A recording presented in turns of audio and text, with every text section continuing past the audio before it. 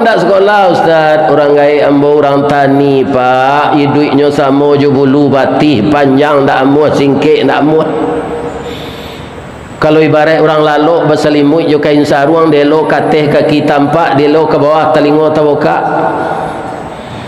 Ya kan? Kumari suntu duit tu. Diari bagolak PRRI pak, itu babagi nasi. Ya kan?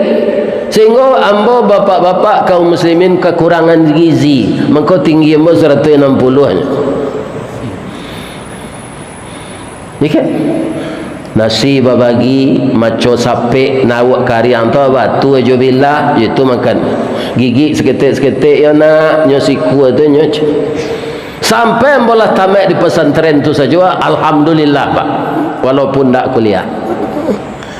Cuma mungkin ditakdirkan oleh Allah, walaupun kamu tidak kuliah Ristawardi, tapi kamu akan saya takdirkan jadi mubalik.